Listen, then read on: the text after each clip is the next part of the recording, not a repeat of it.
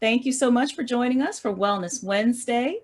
Tonight, we have a wonderful alum, Stephanie Ostrich Mattei, PsyD, and she's going to be presenting on the topic Managing Stress in 2020, also known as Survival. And before we get started, we're going to hear from Chuck Steinberg, who is the president of the Associated Alumni of Central, with some updates about the school. So Chuck? Good evening, everyone. Thank you all for joining. My name is Chuck Steinberg, a member of the 221st class at Central, and currently I'm president of the Alumni Association. Lots of great things happening at Central. A 7 merit finalist coming from this last year. We're in the process of our admissions. Normally we get somewhere between 4,000 and 5,000 applications every year for the freshman class. And we won't know the number until it closes on November the 6th. You may have heard some brief talk. The Alumni is in the midst of a $40 million campaign. We're doing construction at the school in 3 phases. Phase 1 is done. Phase 2 is the building of a performing arts center at Central. And on the call here is Lynn Norton-Robbins, who is the Alumni's Director of Development. And you're welcome to contact Lynn at any time if you have any questions. Hopefully we will be breaking ground sometime late spring, early summer on the Performing Arts Center. It's an exciting new building. Our architects have actually won a prize recently for the design for a school designed but not built yet. Thank you all for coming, and I hope you enjoy the evening and become active in the Alumni Association. I'm going to mute everyone except for Karima and Stephanie. Thank you so much, Chuck. Hold on, let me unmute you here, Karima. All right, thank you so much, Chuck. And just before we move on, Lynn Norton-Robbins wants to share her email address. So if you would like to get more information from her, become more active, you can reach out to Lynn at, her email address is Lynn, L-Y-N-N, at centralhighalumni.com. And she looks forward to hearing from you. Okay, so moving right along. This is just the order of the presentation. We had our state of the school and state of the alumni. That update was provided by Chuck Steinberg again, rather than President McKenna. And now we are going to go into tonight's presentation. Again, I am Karima Bushnefa. I am of the 249th class and a member of the Associated Alumni Board of Managers, and I will be your host for the evening. And our featured speaker tonight is, again, my wonderful classmate from 249, Stephanie Ostrich Mattei, again, PsyD. And I'm going to read her bio for you. You can see this here. So Stephanie Mattei is a licensed clinical psychologist who earned her doctoral degree from LaSalle University in 2003 and has been instructing and supervising in various capacities in the program since graduation. Dr. Mattei is intensively trained in dialectical behavior therapy, behavioral tech, and is one of the few clinicians in the state of Pennsylvania to have earned DBT certification through the Dialectical Behavior Therapy Linehan Board of Certification.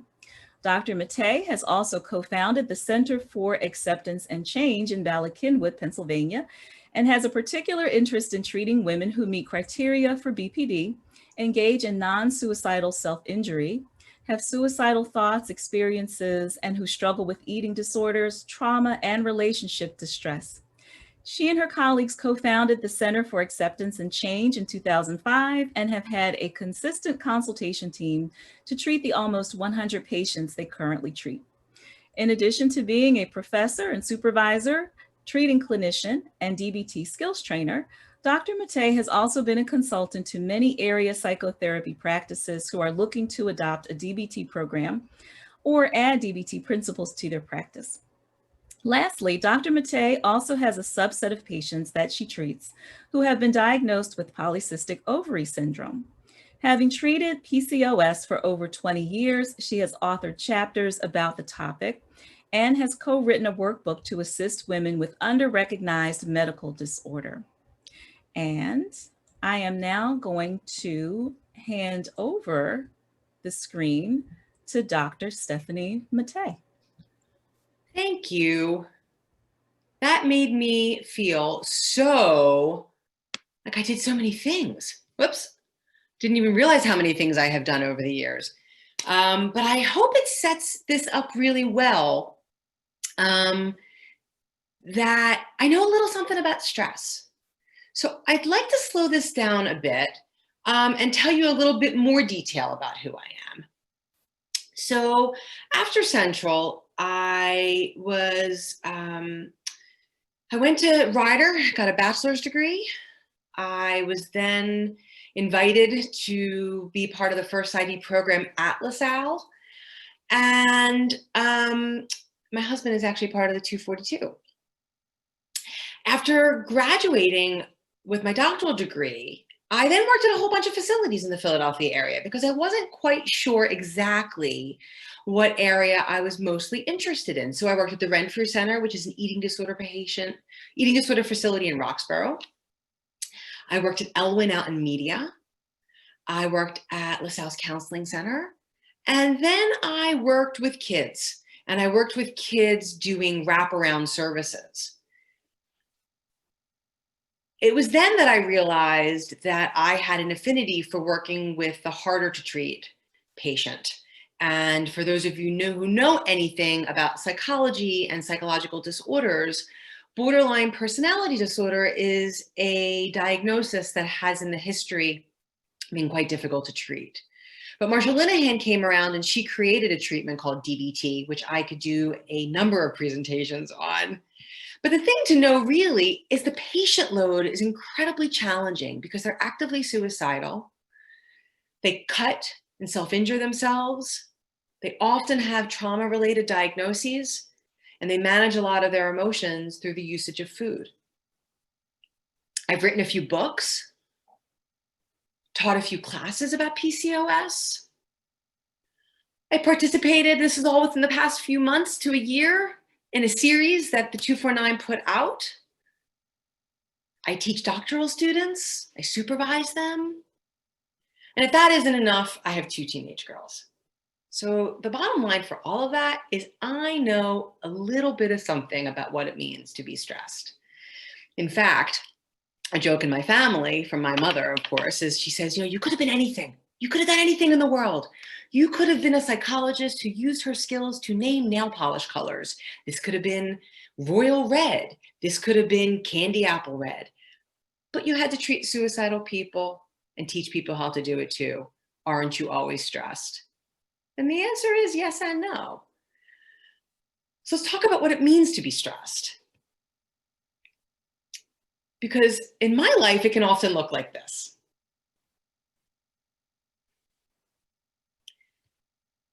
So let's talk about stress. From a physiological point of view, stress is an incredibly fascinating experience. Because what happens is when we have thoughts or we encounter things in our environment that are dangerous, that signal gets sent to the hypothalamus. The hypothalamus and the pituitary gland is a part of the body that releases hormones. This master gland then releases hormones that cue the adrenal glands, which produce cortisol. And if we know anything about cortisol, this is our stress hormone.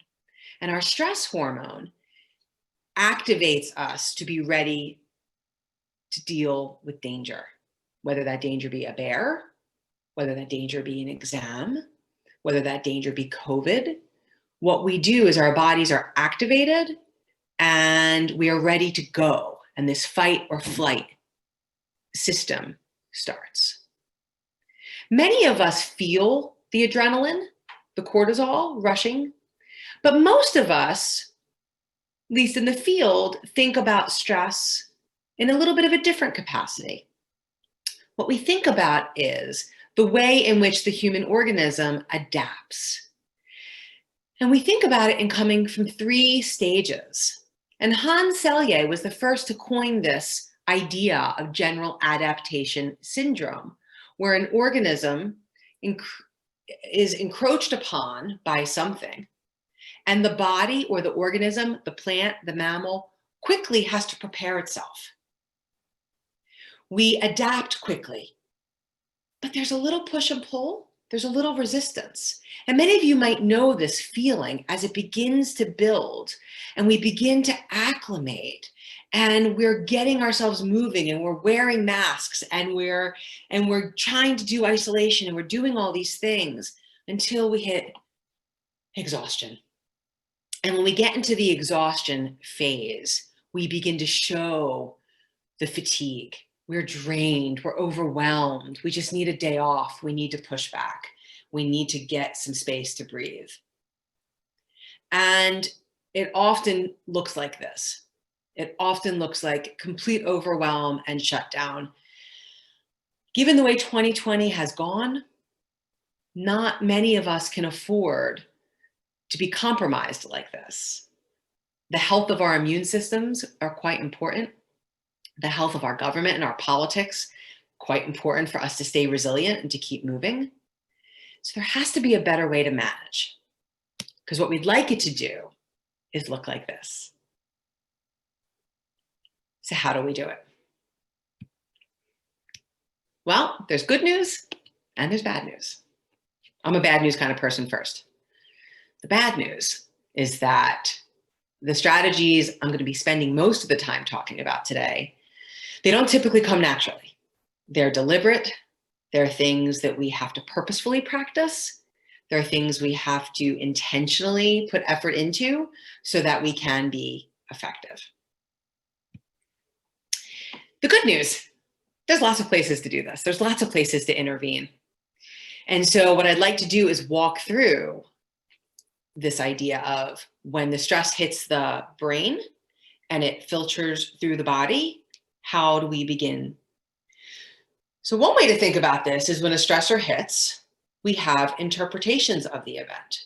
And the way we interpret that event actually determines whether or not the hypothalamus, pituitary, and adrenal, or the HPA axis is activated. Once it's activated and cortisol is rushing, well, we've got some intervention places there. So let's figure this out. Let's start with the stressor.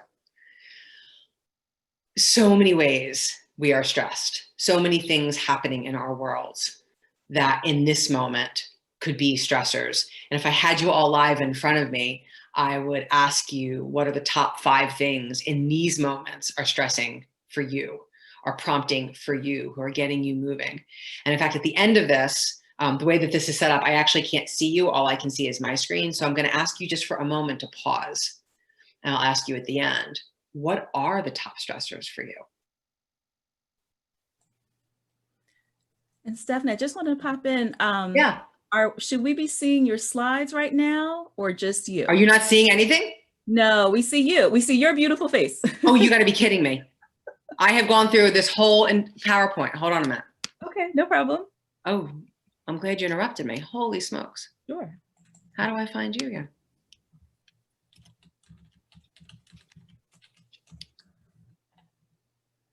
Hold on a minute. You didn't see my screen at all? No, we just see you. Oh, that's a bummer. I think you have to share your I screen. did. All right, let's try that again. I got really cool slides too. Yeah, I think you have to share the screen. Like you could see a screen that looks like you and the Zoom on top of your slides. I did. Here You we didn't see any of go. that? Here we go. Now we see it. Oh, I had great pictures of my kids and everything. All right, let's try this again. Okay. There's my life. There's my books. There we go. There's my classes. There's my speaker series. There's my teaching, my beautiful daughters. My life as it looks right now.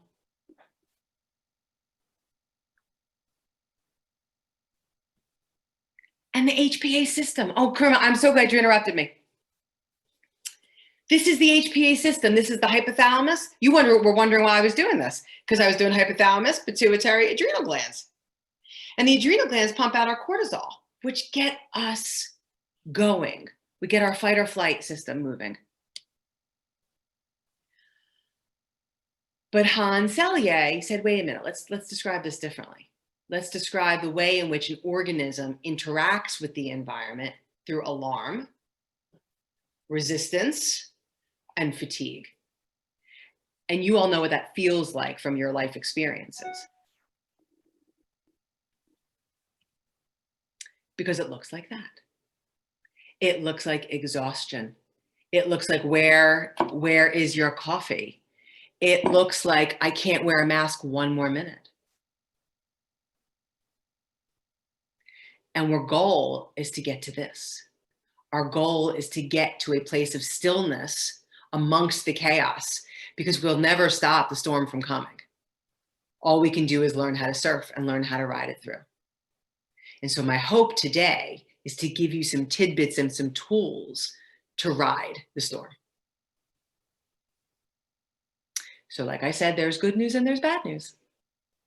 The bad news is that it takes deliberate intervention. The good news is there's lots of places to intervene.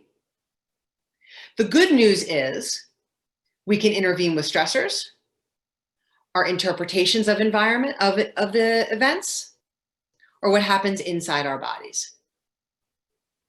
And so the question is, what are your top few stressors? Now that I can see you all, would anyone like to share maybe what their number one stressor might be? Yeah, I'll share. I'd love to hear it, Hank. Colors. I suffer from color symbolism problem. I don't know if you're familiar with that. I'm not, but I'm hearing it's your number one stressor. Yes, it stopped me from working, doing anything. Basically, you want me to tell you what is this, the color symbolism? Could you do it briefly so that way I can hear from other people as well? Because I'm really interested and I want to get other people's input. Oh, okay, certain color, what do you mean? Like it made me think negatively. I reminiscent, racing thought, restlessness. So I cannot take a nap. I cannot sleep. I'll be delving on reminiscing about it. And that's that very way, stressful. That's very stressful. Thank you, Hank. I'm curious, what are other people's top stressors? Could they name them? Or does it feel too big? Would it be anything that we have a picture of, perhaps, on the screen? I'll volunteer because I see my friend, as beautiful as it is, the coronavirus. Yeah. And it's not so much my fear of the virus, because I trust in all the things like wearing masks and hand washing and things like that. You know, my mom is a retired nurse, so I know how to intervene that way, but it just adds to the general anxiety. So I COVID shop, whether it's grocery shopping, I'm hoarding supply, you know what I mean? I just feel like I've got to be prepared. Yeah. I live with my father, you know, who's older. So I'm like, I've got to go out so he doesn't go out. I have to get the supplies so we have them. I gotta. And I still have a full work life and volunteer life. And Sure. so balancing everything is just a little, yeah, I look like Cruella DeVille in your last stream with my great. Well, much prettier you are. You know, it is funny though, because I think while it is true that you highlighted, you know, the COVID pandemic as being the stressor, it is true that this experience of having so many priorities, so many demands, so many values at tug of war is the hallmark of what makes stressors stressful. Because we are feeling like we're being pulled in multiple directions, where we have to experience this adjustment, this adaptation to what the environment is asking from us. So because of that, one of the things that we can do is we can begin as an intervention place is to begin thinking about how do we restructure values and demands. So for our purposes, demands are things that are expected or impressed upon us by the environment, where values are things that are super important to us, that are within our system of importance, that may not necessarily be important to anybody else. So I'm thinking of a stressful situation where I was asked recently by a dietitian in New York to write a chapter in a new book that she's writing. And so the demand was write the chapter in X amount of days, 7 to 10, and get it to me first draft. And that was the expectation. And she wanted X amount of pages. But the value to me was quality. And so once I could rectify in my mind, she may want it in 7 to 10 days, but that doesn't mean I can give it to her in 7 to 10 days and have a quality product. Once I could restructure how to make that work, I felt less stress. Not that the demands of the environment didn't still exist, but the way I interacted with them felt really different. That was a particular demand that I had the ability to influence. We can't influence all of the demands placed upon us, but there are some things in our world we can influence. So we can decrease some things and we can increase others. So I was having some expectations that COVID might be on the top of people's list. I was having an expectation that the political climate might possibly be on the top of people's lists. And very often we are inundated. And so some of the things we might want to decrease if we can't actually change the demand is maybe reduce the amount of time we're watching the news or reading the news. Maybe we want to do our best to decrease the amount of time we're ruminating. Perhaps we want to reduce and decrease the amount of conversations we're having about some of these hot topics. And the hardest, I think, is to reduce the frequency of complaining behavior. How many of us like to talk about the things we're unhappy about? That, unfortunately, though, increases stress because our hypothalamus is getting the message, danger, danger, danger. And then our adrenal glands are pumping out more cortisol. What we can do is increase some pleasant events.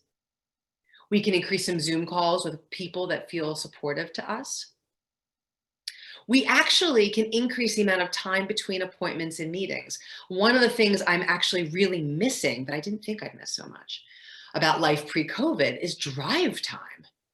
I never realized how much decompression I spent going from point A to point B. I put my music on and I would relax and I have a little concert in my car. And that time alone was de-stressing. Now that I'm doing everything from my home office, it's go, go, go, go, go.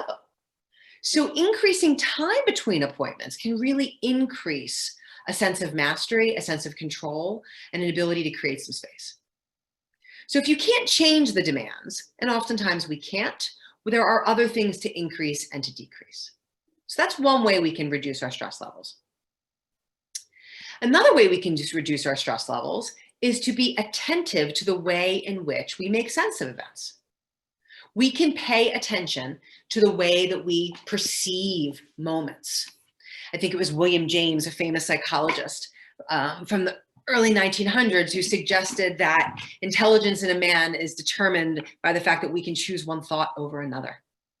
And so to have the ability to decide how do I want to think about this is pretty important. So let's talk about what an interpretation is.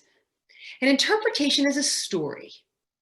It can be based on history. It can be based on facts. It can even be based on emotion. An interpretation is a way of making sense of a moment. It can be a perception. I am interpreting this, when Karima interrupted me and said, Steph, we can't see your slides. I had an interpretation of that moment. She may have had a different way of making sense of the moment. And the way that we perceive can mitigate and or exacerbate a stressful experience.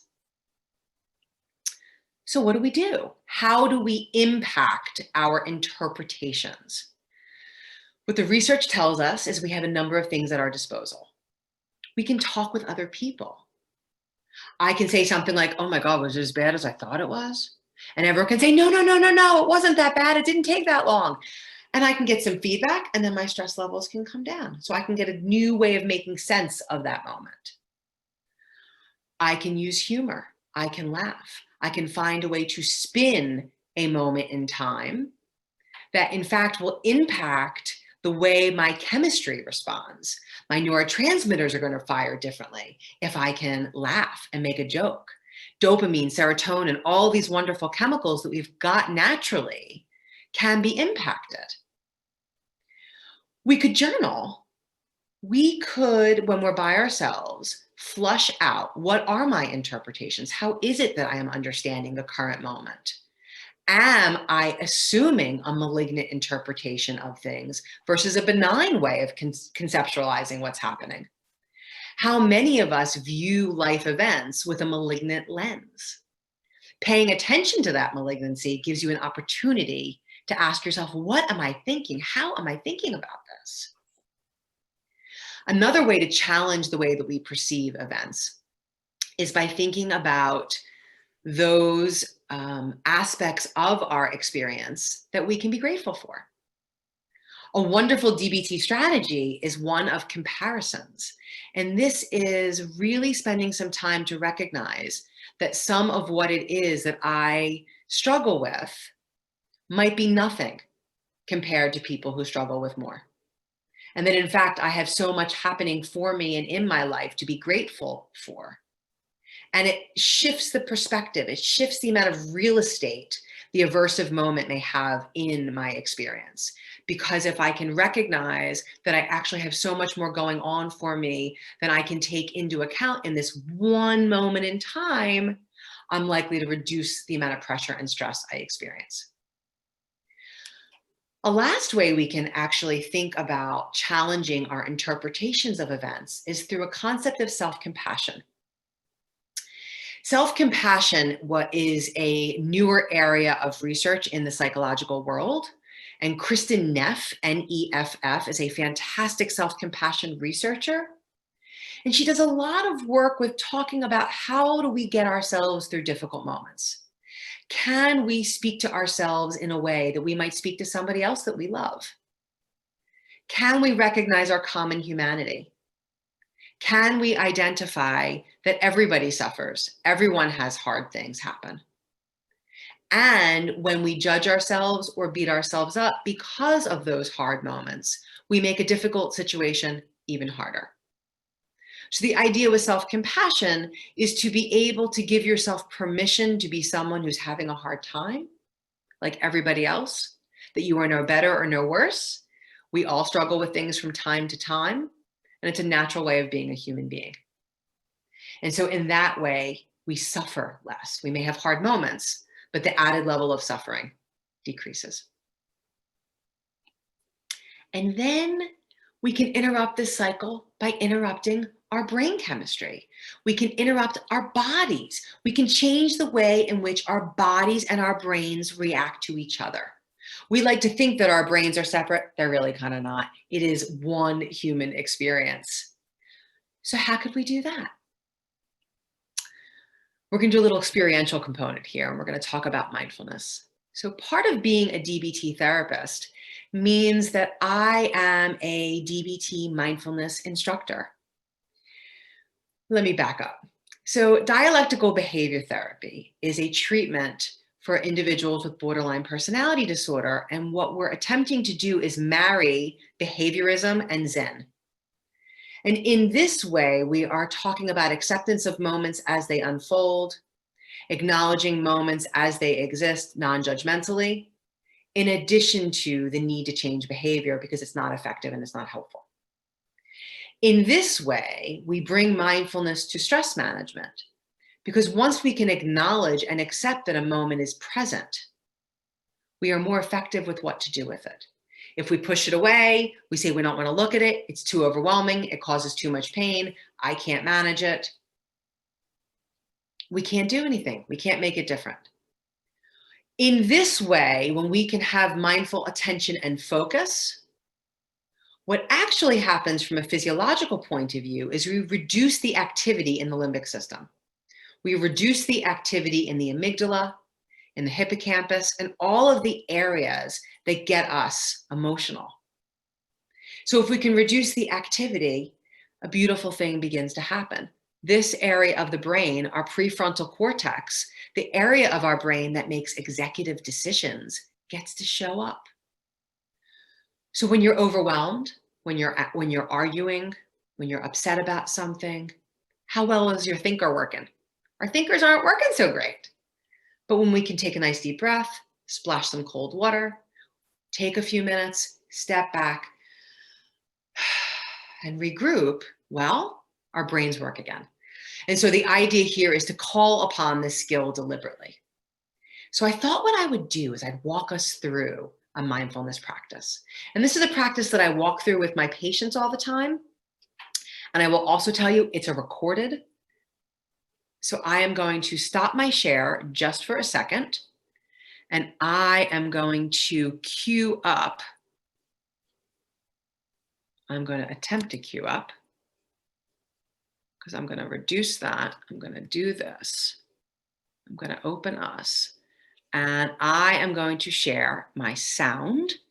And I'm going to walk us through a mindfulness practice. So what I'm going to ask you each to do is entertain me with this. And as I play it, I'm just going to ask that you close your eyes and listen. Stream. This practice can be incredibly helpful if Oh, needing to there it goes. pay attention to what's on your mind and want to get some distance from it at the same time. It can be helpful to sort out your thoughts. It could help you to pay attention to what's happening. Get yourself into a comfortable position. It could be a chair, lying down. Your eyes can be opened. Your eyes can be closed. There's no right way to do this. If you choose to have your eyes opened, my recommendation would be maybe make a downward gaze. That way you can reduce the visual stimulation and help you focus a little bit more. If you're limited with the amount of time you could practice, by all means, grab a timer of sorts. It can be your microwave or your oven, or perhaps you have one on your phone or your computer, and set that for whatever period of time you like.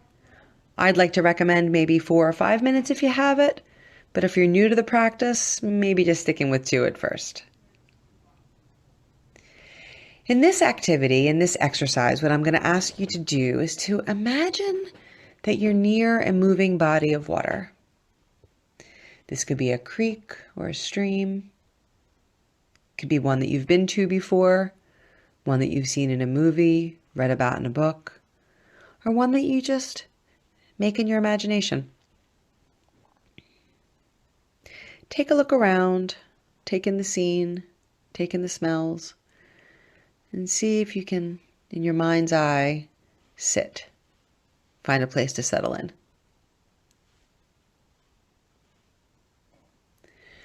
Notice any thoughts, feelings, urges, sensations. And when something shows up for you, see if you can, with your imagination, figure out a way to package that thought, feeling, urge, or body sensation and place it on a leaf. Take that leaf and place it in the stream or the creek. Watch it move with the water down and down. No need to grab it. It's okay to let it go. It's okay to let the water take it. And keep watching that until you notice another physical sensation or thought or urge. And then take that experience and put that on the next leaf and place that in the lake or the stream or the creek and let that go. You have a whole pile of leaves, so you can place a whole countless number of thoughts and experiences into the water and just watch them travel. until you're done.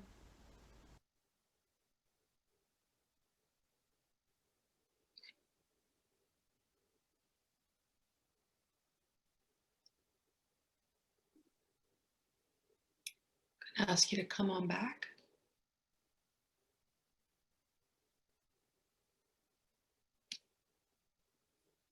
People often will sit with this activity for quite some time. At the end, I'm gonna ask you to share more about what you noticed.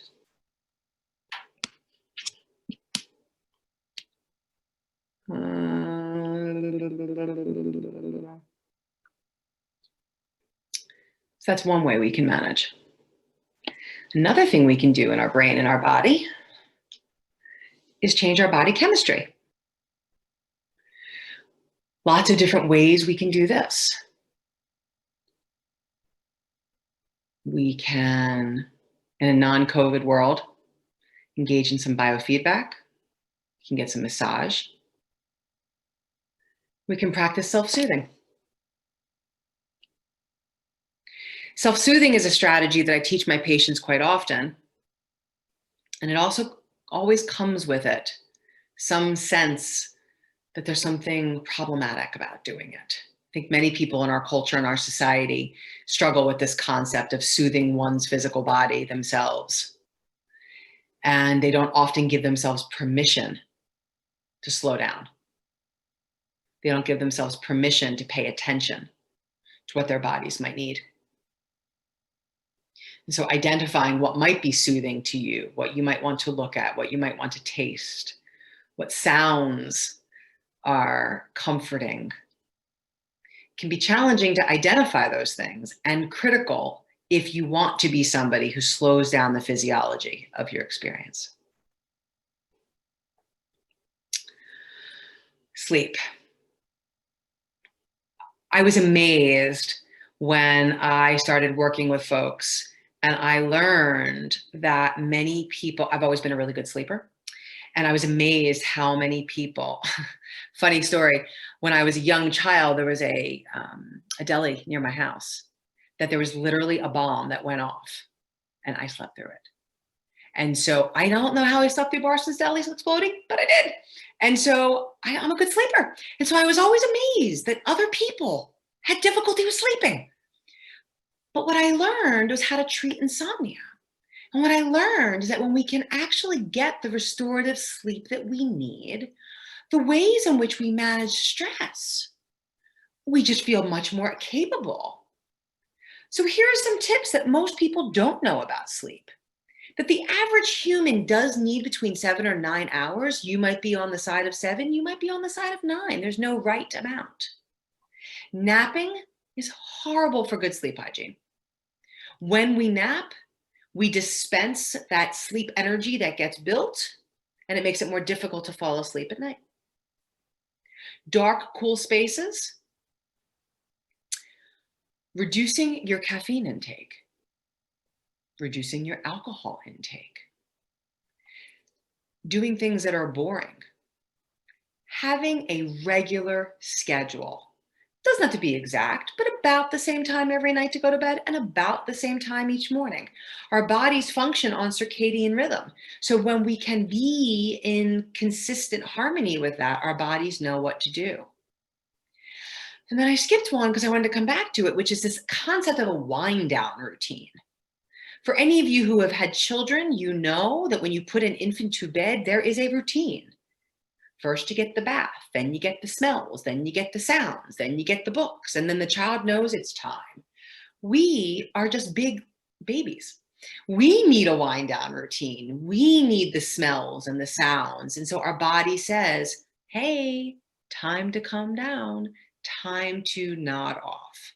And when we can incorporate these things, our stress levels are better because we're getting the restorative REM healing sleep we need at night. And exercise. Exercise is known to help with stress. Why? Well, number one, it releases all of the toxins and endorphins that we have. Interestingly enough, though, in the depression world, in the research, we know that 150 minutes per week is equivalent to a low-level SSRI for depression. It's fascinating. So what does that mean? Well, it means 50 minutes 3 times a week of cardiovascular activity, or 30 minutes 5 times a week. Go for a brisk walk. Park your car far away. Do all the things to get your heart rate up a little bit. And the best thing about exercise is exercise gives you endorphins. And endorphins make you happy. And if you've seen Legally Blonde, you know that happy people just don't shoot their husbands.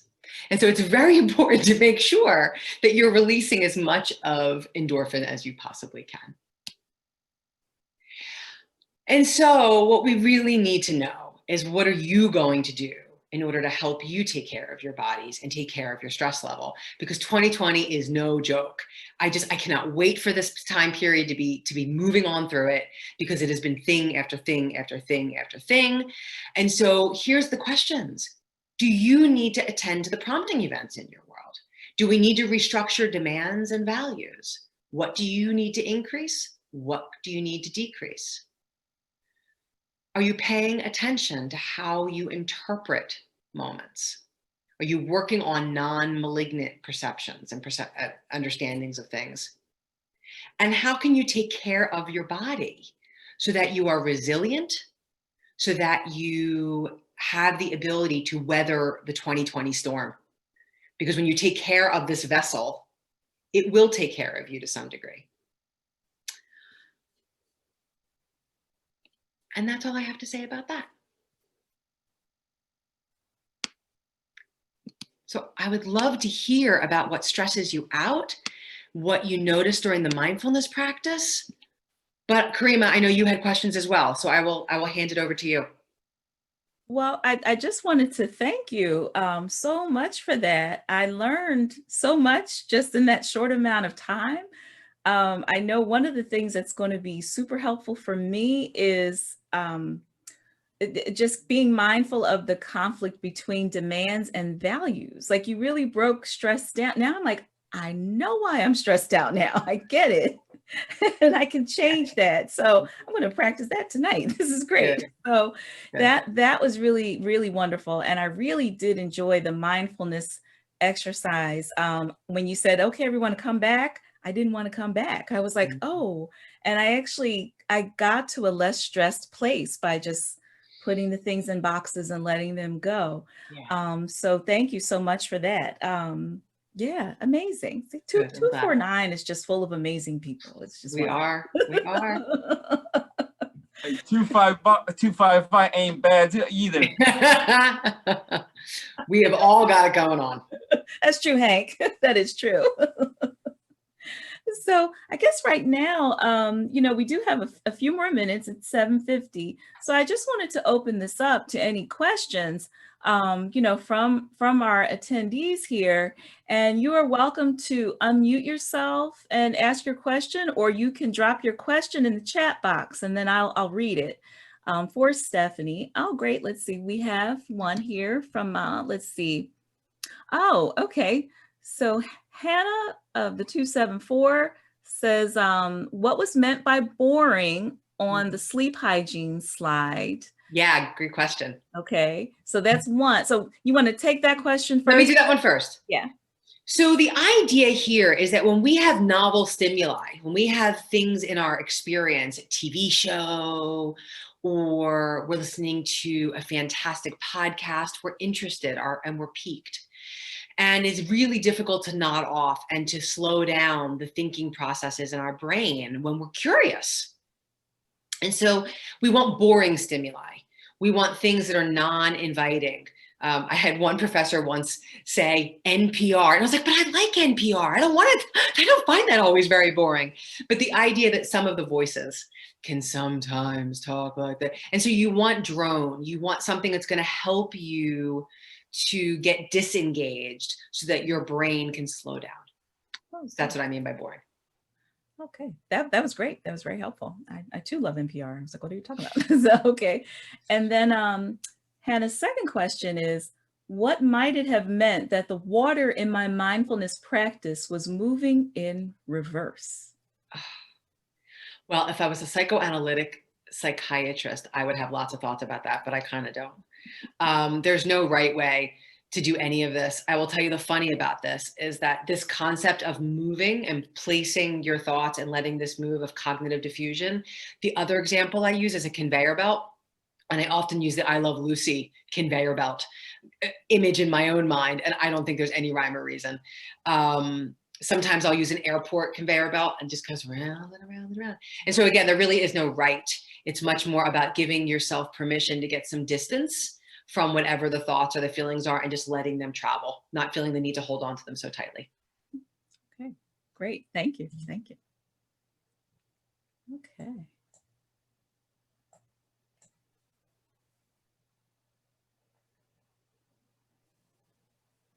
I'm curious about other people's experiences during the mind. Does anyone here practice mindfulness? Oh, you're welcome, Hannah. Does anyone here have a mindfulness practice of sorts? Or a practice of paying attention?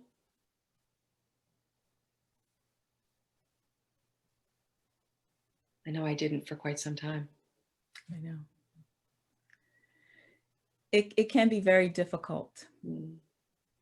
Sometimes let's see, we have Hank would like to know if you could share your work contact information, Dr. Mattei. I will. In fact, in the beginning of, what's the best way to do that? You could drop it in the chat if you like. Oh, look at all this. Okay. Mm-hmm. So I think the best thing to do is this. This is a better way for everyone to get me. It's my school email. Okay. And then there is a website for my practice. And I'll just read this out because I know we have at least one person who's calling in. So Dr. Mattei's email address is mattei@lasalle.edu.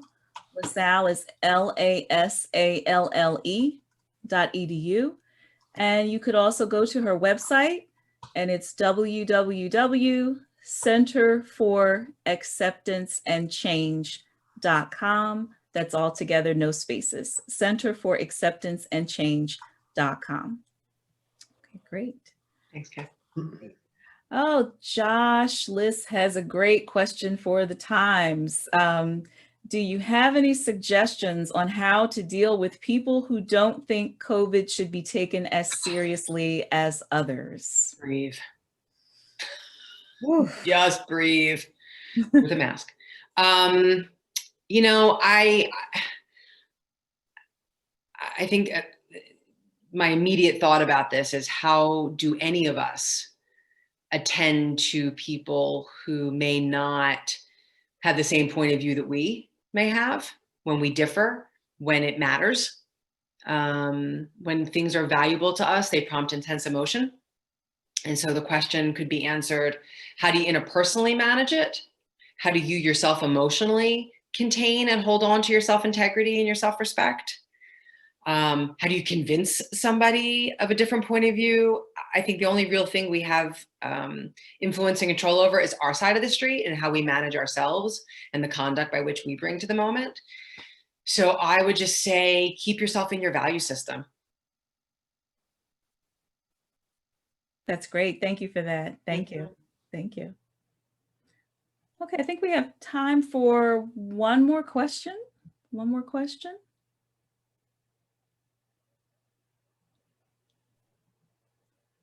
Hey, Karima. Hi, Steve. Steve Bernstein. Hi. I did send a question in just now, but I can to Stephanie, but I can repeat it if you like.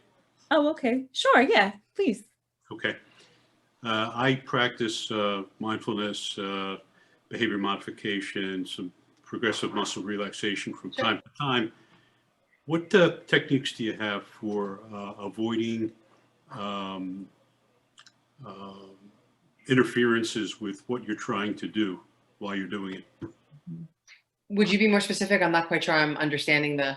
Well, let's say that I'm attempting to do progressive muscle relaxation, and I still have something that's bothering me on my mind and it keeps breaking through, that kind of stuff. Sure. Well, I think the expectation that your brain isn't going to be having thoughts. I would want to attend to that, right? Because the brain is a thinking machine. It's always going to be doing that. So it's not about stopping the thoughts. And traditionally in a mindfulness practice, the goal is not to stop them, it's to be attentive to them. Versus in a more meditative practice, it's to create silence. So with mindfulness, we're paying attention. With meditation, we're attempting to silence things. There's a wonderful Zen proverb where a teacher says to his student, go to the top of the mountain and practice mindfulness. The student runs to the top of the mountain and he says, I'm ready, I'm going to do this. I'm going to be quiet. There's nothing going to happen. And his brain is flooded with thoughts. And he goes down to the bottom of the mountain and says, teacher, I failed you. I went to the top of the mountain and I could not stop the brain. I just kept thinking. And the teacher says, that's okay. Go back up and have nothing but thoughts. The student goes, okay, I got this. And the student goes to the top of the mountain and he sits and his mind is quiet. Our brains do what our brains do. So the idea for progressive muscle relaxation, at least according to my training, has never been to slow down or stop the mind. It has been to create a sense of contrast and relaxation in the body so that the body can relax. If you're noticing that you cannot focus on the 16 muscle groups, right? Your body just won't do it because your brain is too busy, then I would say this is actually a task for redirecting over and over and over again, turning your mind back to the center and then noticing it and turning it mind. And it's actually quite busy and not very relaxing at all because you're constantly redirecting it back. I don't know if that's helpful. Yes, it is. But even sometimes with breathing exercises, Yeah. I find interruptions that I can't control. It is very true, right? Our brains are very busy. And so I would invite you to perhaps consider a non-judgmental stance towards those thoughts and acknowledging I'm having the thought that this thought keeps entering my mind, noticing it, and then coming back. So the other piece of self-compassion is the way in which we relate to our struggles, the way in which we relate to the moments of our life. So if you can practice a non-judgmental stance, so to speak, when these moments arise, you are more likely to not be in the tug of war with them as much and allow them to be. So ACT, acceptance and commitment therapy, is very much based in acceptance of these thoughts and dropping the rope, not being in the tug of war, because that tug of war is rarely helpful and often actually just creates more tension. Wow. Makes sense. Thank you. Yeah, good. Yeah. Good. Actually, Steve, thank you for that question. And Stephanie, thank you for that response. I have that same struggle. Mhm. And I judge myself because I'm a perfectionist.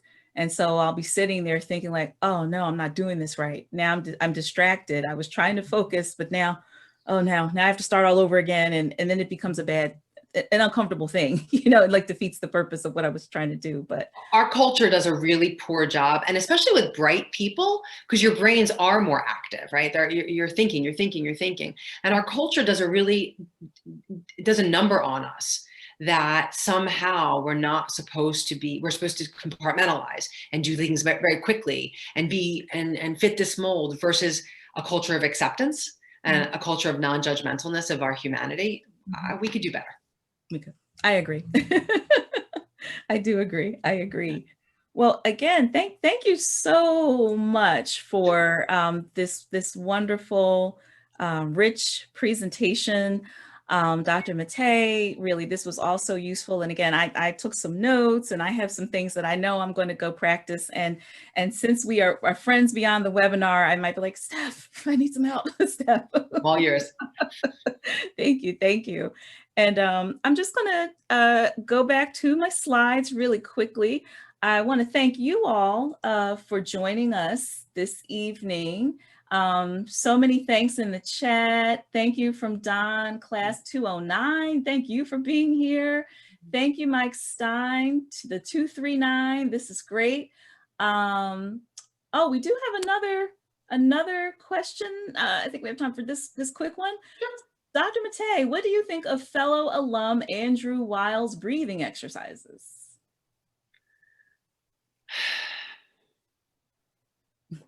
I don't know that I know that much about his breathing exercises. So not that I don't know who he is, of course I know who he is, but I don't know that I know that many of them.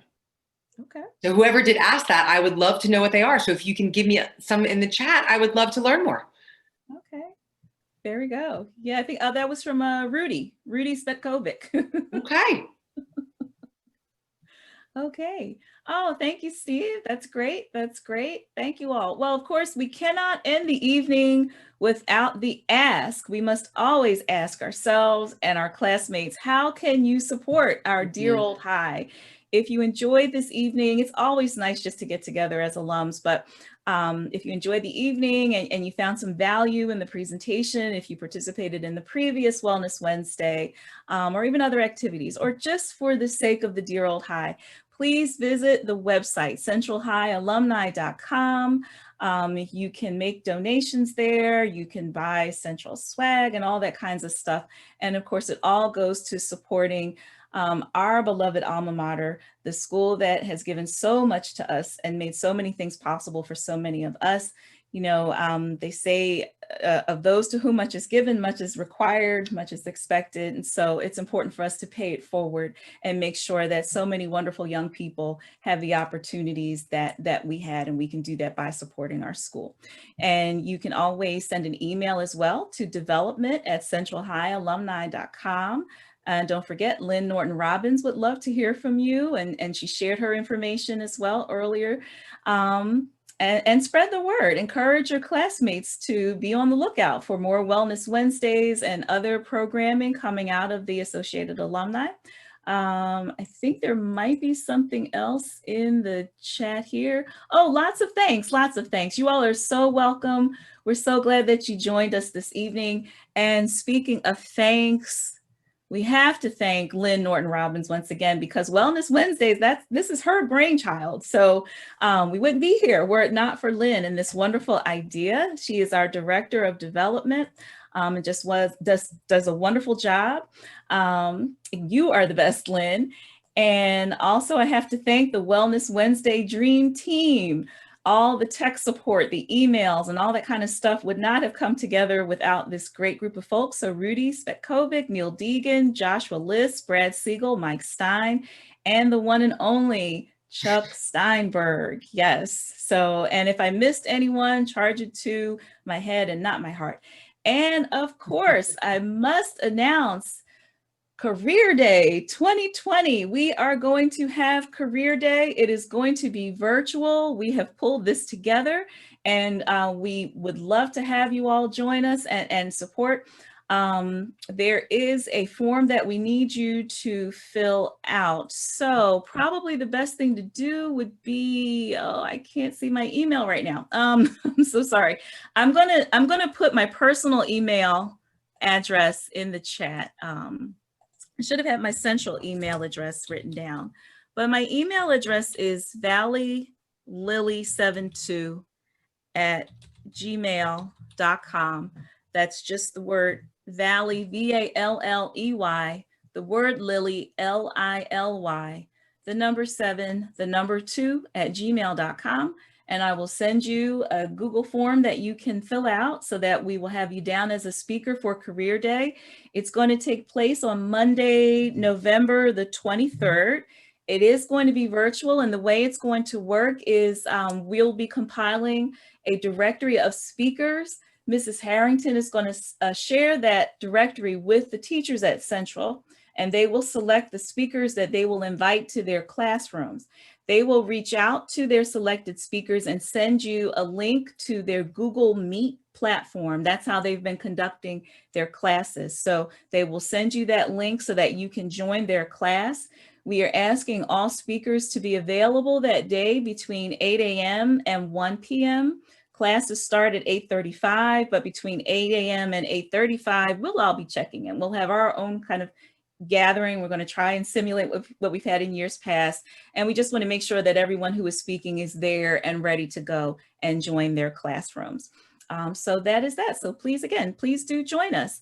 And if you have other ideas for Wellness Wednesday topics, things that you would like to see covered, please let us know. You can send your ideas to me again at valleylily72@gmail.com. You can send them to Lynn Norton Robbins, and we will find alums to present. I don't have to tell you how amazing Central High School is. Every, I don't know, so many weeks or months, I learn there's some other amazing famous person, some other expert in some area, and they went to Central. So we're all over all over the country, we're all over the world, and we're fantastic. So again, it is highly likely that we can find a Central alum to present on a topic of interest to you. So that is that. So please go forth and be safe. Enjoy the rest of your Wednesday, the rest of your week, and practice all of these great tips that we learned this evening. Manage stress. We're going to survive 2020 together.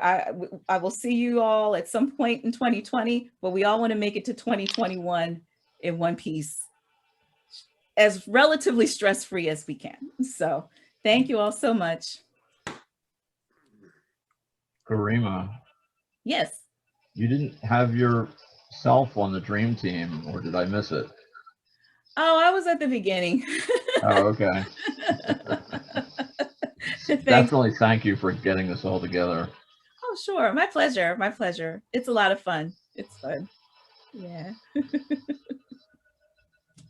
Thank you all. Yes. Thanks, everyone. Thank you.